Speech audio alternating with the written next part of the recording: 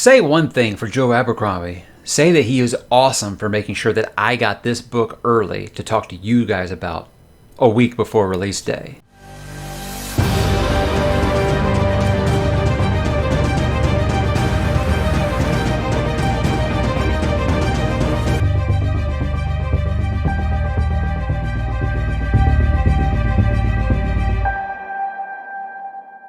Hey, what's up, bookworms and named men? Mike back again to talk a little more First Law and By the Dead. It's time to talk some more First Law, the Age of Madness trilogy. Guys, The Trouble with Peace. This is the second book in the Age of Madness trilogy. Now, this is the 8th First Law novel, 9th release overall.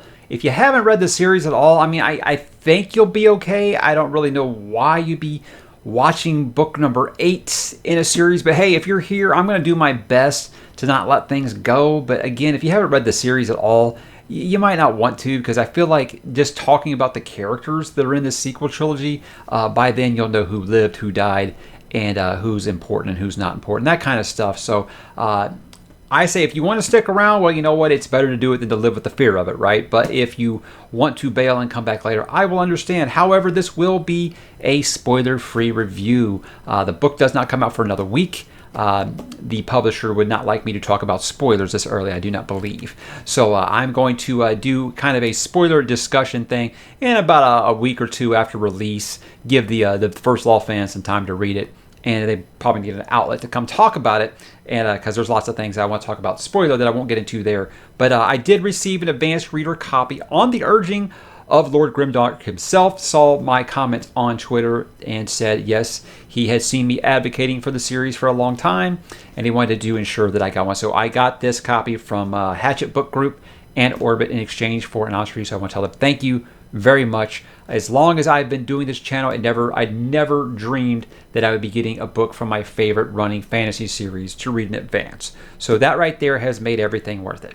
This channel is very much a hobby to me, but this is the first time I feel like it's really been rewarding, because yeah, it was very exciting. It was very much like Christmas morning to me. I did my reaction to what it was like when I got the book right here. It's over the top and it's funny. That's all I'll say. But let's get into it, guys, by talking about what is it about. Now, Savine Dan Galacta. She was once Adjua's most powerful investor, and she finds her judgment, fortune, and reputation in tatters after the events of A Little Hatred. But she still has all her ambitions, and no scruple will be permitted to stand in her way. For heroes like Leo Dan Brock and Stour Nightfall, only happy with swords drawn, peace is an ordeal to end as soon as possible. But the grievances must be nursed, power seized and allies gathered first, while Ricca must master the power of the Long Eye before it kills her. Unrest worms into every layer of society, and the breakers still lurk in the shadows, plotting to free the common man from his shackles while noblemen bicker for their own advantage. Orso struggles to find a safe path through the maze of knives that is politics, only for his enemies and his debts to multiply. The old ways are swept aside and the old leaders with them, but those who would seize the reins of power will find no alliance, no friendship, and learn that no peace lasts forever. And that is what leads us into The Trouble with Peace. So if you worried that it was just a fancy title, fear not, my friends. I'm going to go ahead and jump straight into what makes it good or bad. And look, I always like to start with the good. And here's the thing, is people think that just because I'm such a big First Law fan that I cannot be objective. Now look, yes, this is my favorite series. There are plenty of books that I love. Dune, my favorite book ever. I find things wrong with it. Okay, I don't think there's such a thing as a perfect book. So if you're thinking I'm just going to gush because I got an early copy, or because I'm, just some kind of mega super fan, look, yeah, I'm going to gush. Don't get me wrong. But don't think that I'm going to just be over the top with glee, everything about it, just because of these things. I can be very objective when it comes to putting on the book review goggles. So worry not, my friends, because I had a lot of people snickering that they knew what I was going to rate the book before I even read it. Okay, yeah, I'm probably predictable there. But here we go. If you are familiar with the world of Adjua and Angland and Ufrith, the whole First Law universe, you're going to feel right back at home here. It definitely feels like putting on a comfortable pair of blue jeans again. It's very much just, you're going to feel right at home in the world that Joe has created, because just like A Little Hatred, it feels like you can just slip seamlessly right back into this. And this takes place just a few weeks after the events of A Little Hatred. So yeah, it's definitely nothing where you got to worry about, oh, well, is it going to feel the same?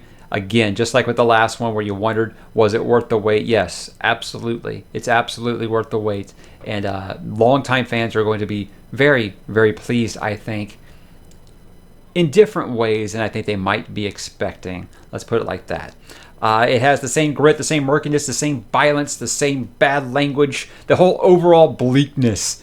It's all still there. And yes, us Joe Abercrombie fans consider that a good thing. That's what makes Lord Grimdark, because it is just, it grabs that word and it just puts it in big flashing neon lights and says, yes, Grimdark. But all the bleakness, like I said, is still there. And thankfully, so is Joe's writing talent and his ability to develop characters and develop them delightfully, man. He takes all of the POV characters from A Little Hatred and he gives every single one of them an arc in this book. Yes, everyone that is different at the end of this.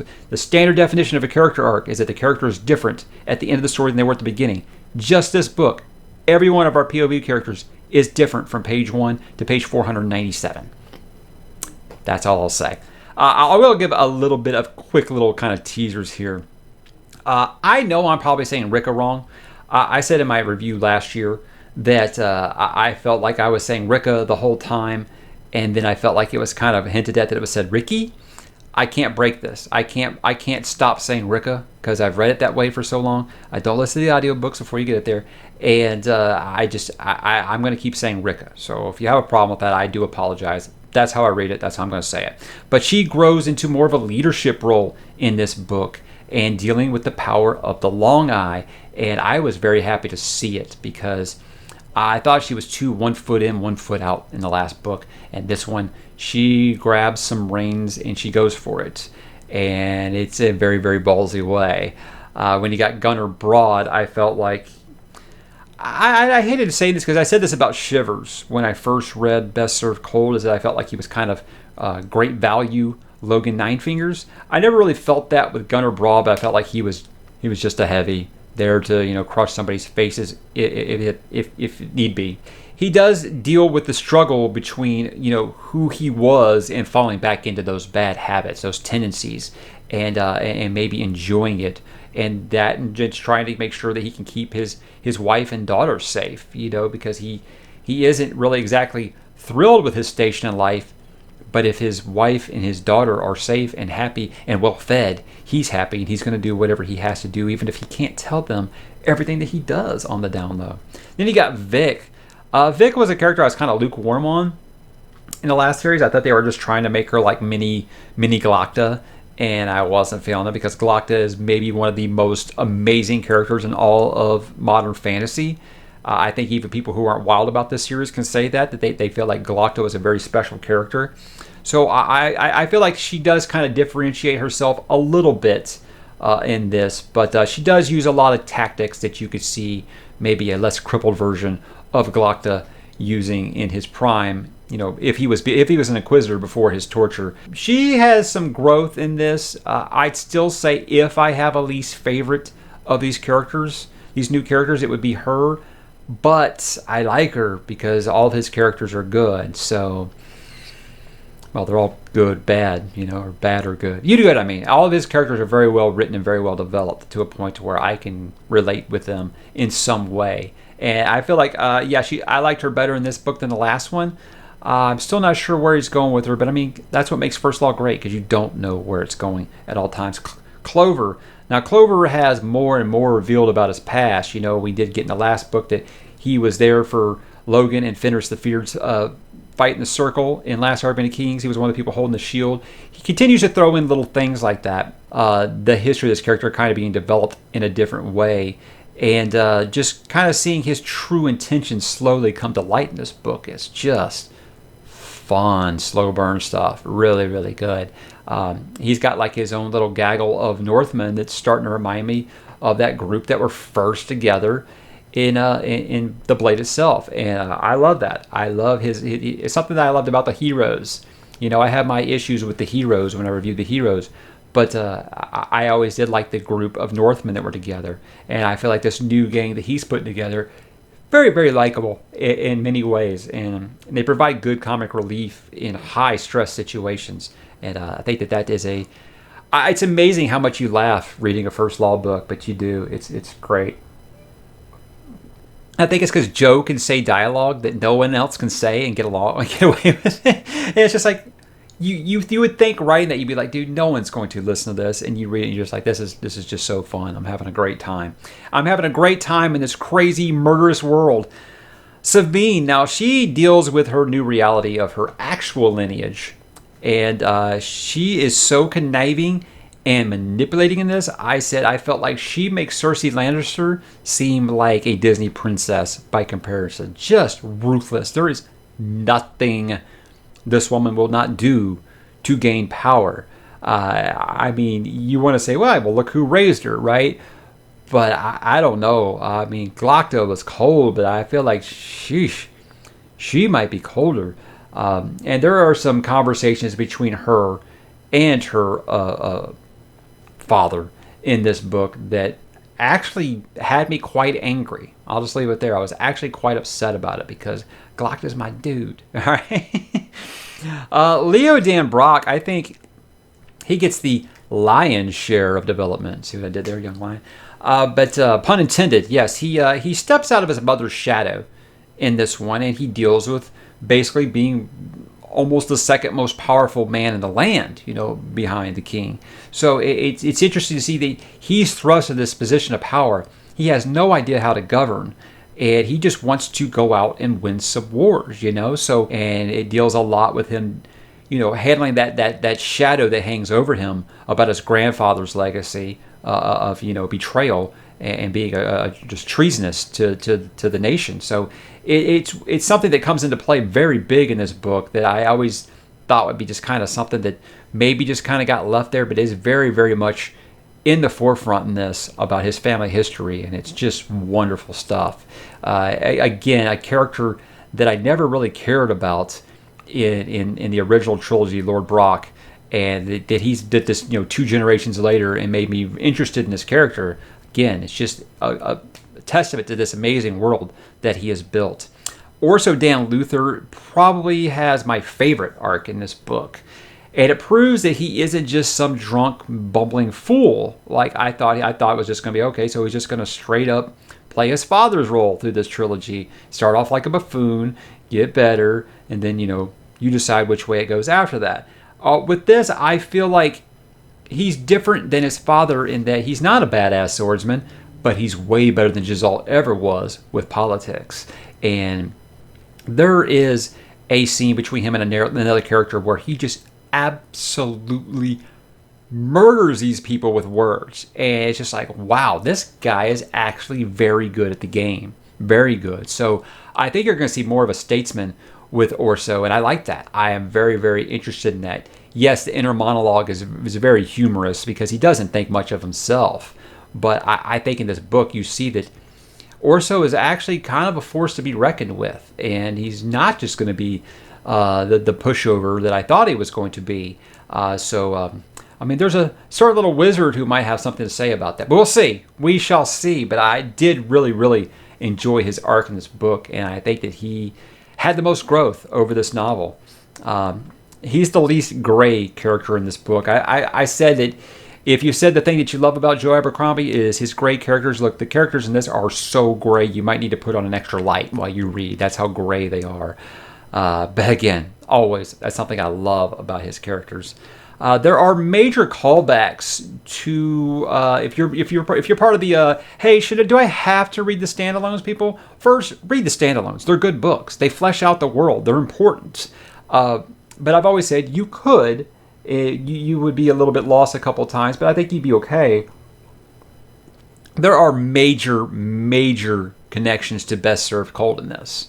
And I think Best Served Cold is just an awesome book, so you should read it anyway. But major characters and events from Best Served Cold are important in this story, so I think you definitely should.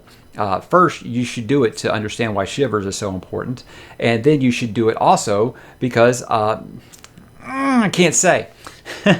Just know that if you've read Best Served Cold, you're going to love a couple of things that happen in this book. Major callbacks to the heroes as well. Again, I've said that Red Country is the only one I feel like you can just kind of scrap away, and that's the conversation for another time. But yes, definitely read Best Served Cold before this if you can, because I really think it's going to make some scenes way, way more powerful for you. Look, the battles are amazing, maybe some of the best he has ever written. I just feel like there's this one gimmick that he does, which was absolutely incredible when he did it in the Heroes. But I feel like he recycles that same gimmick and does it here. It's not as good as it was in the Heroes. It's still good. It's still good. Again, I don't think Abercrombie could write things bad, I think, at this point. I just felt like it was something that he tried to do again, and I felt like he did it better in the Heroes. I think he did it better in Sharp Ends. So, I don't know, maybe if it's just like I don't get the shock of it this time. But again, that's a very, very minor nitpick because the battle scenes in this are insane. The body count is one of the highest that we've ever seen in this series. So don't worry about that part. There's a POV character I do feel like is so easily manipulated that it was hard for me to understand why I was supposed to, care. Because it's like one person could say, well, we should do this. He'd be, okay, we got to do that. And the other person would say, well, we got to do this. And he'd be like, he was just like a pinball, back and forth, back and forth. No matter what anybody said, he was just like, okay, let's do it. And he would just charge into whatever they wanted to do. And I didn't really understand what kind of arc are we going to have for this character. I still think that they could land really well in the third book. It depends. It depends because, as I said, he does have a full arc in this book. I just really didn't understand why is this guy so spineless when you consider who he was raised by. I just can't see why he's just so easily led. All right, this is a big one. This is going to be one that probably will frustrate some longtime fans. Look, the classic characters, very tertiary in this. They really are in the background this time. I just say they were very prevalent, I felt like, in the last book. They may not have been POV or the main central focus, but they had a role in this one. They are basically cameos. So many people will be frustrated by that. Look, I understood that Joe needed to pass the torch, especially if he wants to keep writing in this universe. He needs to build these characters that you're going to love as much as those originals and want to see them after this trilogy is over, which I hope he will keep doing. I sometimes feel like this is like Star Wars having Darth Vader and being like, oh, we don't know if we should use Darth Vader in Rogue One. It's like you have incredible assets here and you're not using them. That just felt like a major waste for me on one character in particular. But again, there's another book left in this trilogy, so it could turn around. I'm just saying, if you're reading this and you want to get up in the nostalgia feels, no, this one starts to stand on its own with these new characters. There is very little of the original cast that is going to really be saying, hey, how you doing here? When I said that the last review was that I felt like it was a high school reunion, and now you're hanging out with your friends from high school again, and you're meeting their kids for the first time. Well, this time the parents have retired to the retirement home, and you're left babysitting the children. That's what this one is. So they are very much the central focus here. So many might not consider that a bad thing. Look, as far as passing the torch goes, it's done brilliantly. It really is. It's worthwhile. It is very worthwhile. It's done terrific. Just wish that we had got more than of one specific character there. That's what I would go to. Let's get to why you should read it. I mean, guys, look, this is the 8th book in the series. If you've read the first 7, you're going to want to read this. You're going to want to keep going. If you aren't in by this point, this ain't going to be the book that changes your mind. It definitely feels like the same part of the same world. So it's nothing that's going to be like, oh, this has convinced me. I've changed now. Now I love this. This ain't it. You're either in or out at this point. Joe's writing continues to get better, but his world is still very familiar. And if you haven't dug it through here, again, I don't feel like this is the book to change your mind. I also feel like it has a closed up enough story to stand on its own, really. Yes, not everything is answered. I just feel like this feels like a really good episode of a TV series you love, where you have the overlying arcs of the season, but you kind of have a beginning, a middle, and an end of that particular mid-season arc. That's what this definitely feels like. It feels like a mid-season arc because it has a full storyline in this one. It doesn't leave you with a cliffhanger ending. It has a pretty big revelation in the very last chapter that I feel like is really leading us into the last book. But yeah, I feel like it's very satisfying to a point where, yes, we got to wait another year, and I'm okay. I'm not like, this isn't like last book that ended on a cliffhanger, and I was like, oh my god, it isn't like that with this. But I feel like you'll be satisfied enough that you're okay waiting until September of next year. And again, this is Joe Abercrombie, man. This is the king of grimdark. It is, no one does it like Joe. No one does it as good as him. Everyone else is trying to catch up, in my opinion. Everyone else just thinks, hey, I'll just write a piece of shit character and make a lot of people die. There, I write grimdark. That's just not, they just don't do it the right way. To me, this is the gold standard of grimdark. So if this is your brand, man, you're gonna be happy. For my final thoughts, I won't say that it exceeded my expectations, but it met them. I think that's very fair to say. Much like A Little Hatred, I had someone ask me, hey, do you think this is as good as the original trilogy? Well, no. I mean, I hold the original trilogy up here somewhere, you know? It's very, very hard to top something like that. It's also going to have a little bit of nostalgia involved in there. So I'm not saying I don't think that he could ever not write something better than that. I'm just saying this probably not. Again, I'm having a great time. I don't want to sound like I'm disliking it, because I'm not. I'm just saying that's very, very unfair bar to compare it to the original trilogy, really. The Star Wars prequels or sequels, this ain't. This is very, very good stuff, and you're going to enjoy it. If you liked A Little Hatred, I think you'll enjoy this one quite a bit, maybe even a little more. This one didn't have as many shocks as A Little Hatred, I think. More of like watching a car wreck in slow motion, you know, and nothing you can do to stop it, you know, and tell these characters, what are you doing? You know, that kind of thing. But I'm very much looking forward to next September. The last book in the trilogy is called The Wisdom of Crowds. Now, it wasn't called, I think it was called The Big Machine. And now he's changed the name to The Wisdom of Crowds. I find it very odd. I really thought he was going to go with The Great Change, because, you know, they keep talking about the Great Change through the first couple here. And I really thought that was where he was going to go. But Wisdom of Crowds, reading these first two books, I cannot figure out what that's supposed to mean. But I can't wait to find out. So, full spoiler talk. Sometime in September, probably say late September, like the 20s in September, sometime like that, after it's been out a good week, 10 days, something like that, because I definitely want to talk to you guys about it. And guys, that is The Trouble with Peace. Again, thank you, Mr. Abercrombie. I cannot say thank you enough for getting make sure that I got this early, because this was Christmas in August for me. So I can't wait for the next one. So that's it for me, guys. Let me know after you read The Trouble with Peace what you thought about it, and try to avoid becoming a body found floating by the docks.